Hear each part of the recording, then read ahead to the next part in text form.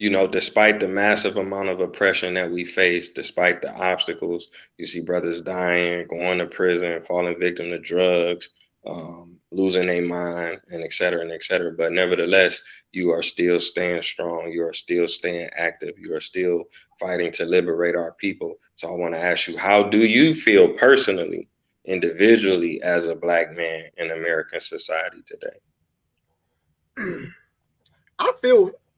Me personally, I feel strong. And I liken it to this right here, though, because I'm a student of history. I pride myself on understanding as much as I can about our history because it becomes a directive. When I look at other men that stood up, among many things that stand out, discipline and consistency. Malcolm X, discipline, consistency. Marcus Garvey, discipline, consistency. George Jackson, discipline, consistency. Henry Highland Garnett, discipline, consistency. Edward Wilmot Blyden, discipline, consistency. And you can go on and on and on.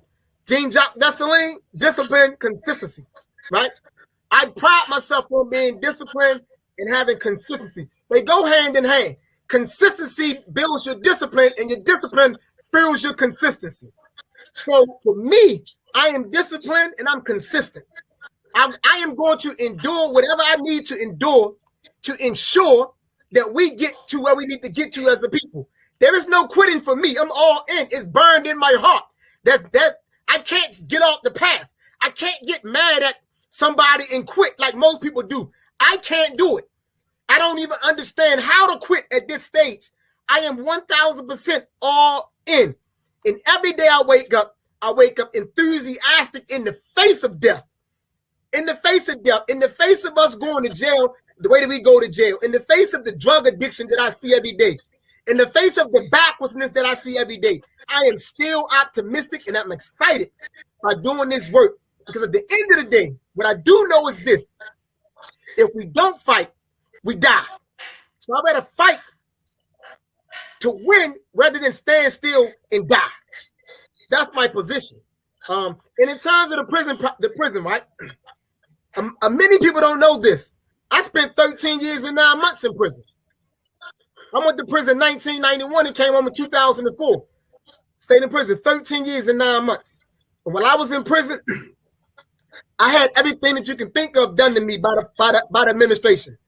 I was starved. I was beat. I was tortured. I had nerve gas put on me. I was put inside the hole. I was stripped butterball naked. Anything you can think of, it was done to me while I was there. So I endured. I pushed through. I'm saying I'm sound as I want to be. They was not able to destroy an ounce of my spirit. And because of that, because of me being at the bottom of the barrel, there's no other place for me to go but up. So nothing shakes my faith.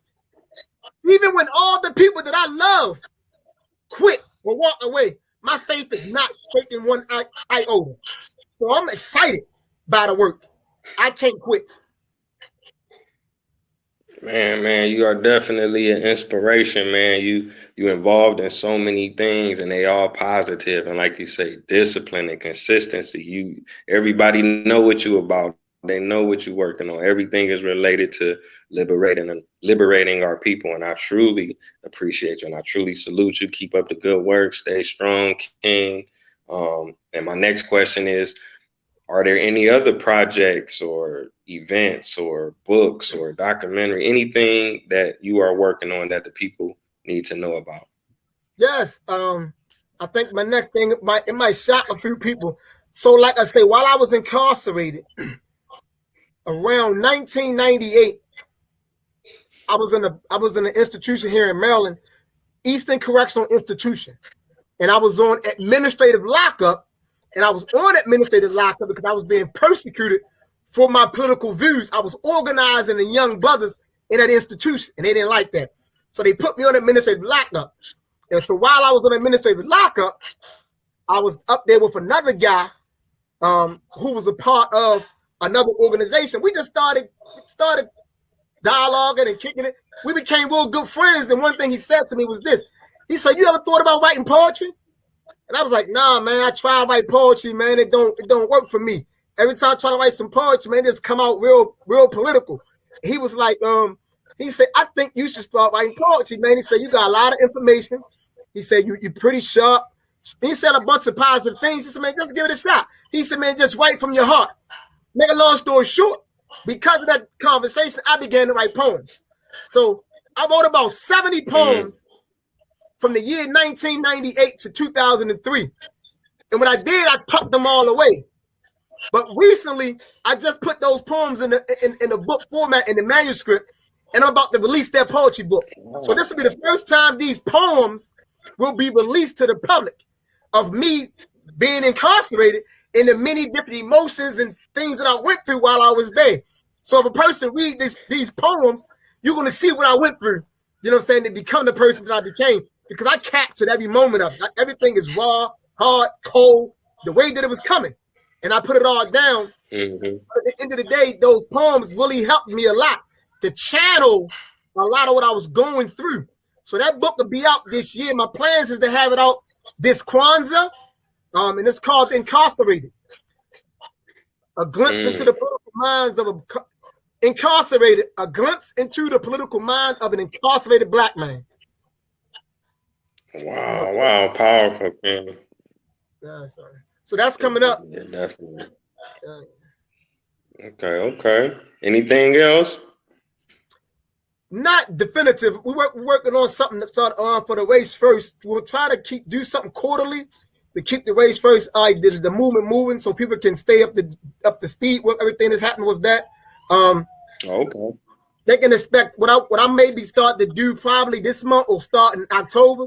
I may begin to do a monthly Race First class just to introduce people to the ideal of Race First, and for those who already are familiar with it, to talk about it more, because what I did with Race First is I'm reconceptualizing and reintroducing. So I actually provide a working definition that I think is functional, operational. I think anybody can adopt this definition. And the definition is very simple. Thought and behavior that places the social, political, economic interests, spiritual well-being, and overall material survival of the black race first to facilitate African sovereignty. That's the working definition of Race First. And then I have 10 principles that go with that I'm gonna say the Race First philosophy.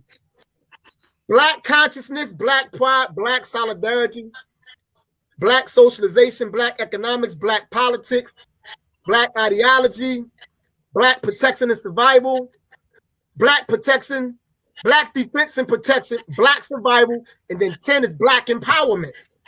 So what I want to do is, with these classes, I want to teach on the principles and teach on that definition, because oftentimes when people think about Race First, the first thing people say is buy black. And I don't want us to think it's about buying black, because let me tell you what can happen, right? The same thing that potentially happened to Black Power, coming out of the 20th century, it got co-opted and it became something that was solely economic. And that's not what Kwame Ture was just talking about when he said Black Power. You know what I'm saying? And I don't want people to think that Race First is just about buying black, because we limit what it's about. Now, buying black and supporting black are essential features of Race First, but these do not constitute what it means to be Race First. Race First is a behavior. It's more than just you going and buy black. It's a behavior. You know what I'm saying? Some people buy black, but they still want to date white women, right? All that need to be clarified. So it can be real clear that what we mean is that we saying Race First, we mean Race First. So you need to have what? We say black survival. Black survival is based upon the survival of the black family, which is contingent upon the relationship between the black man and the black woman. There is no black survival if the black man got a white woman. If the black woman got a white man, it's no black survival, because the black family is undone in that instance. So we need to know that Race First is bigger than just buying black. Yes, we should buy black. We should support black. Those are necessary features, but they're not the defining moments of what it means to be Race First. And I want to teach Race First so we can be real clear about what we should be doing, how we should be thinking, and how we should be moving.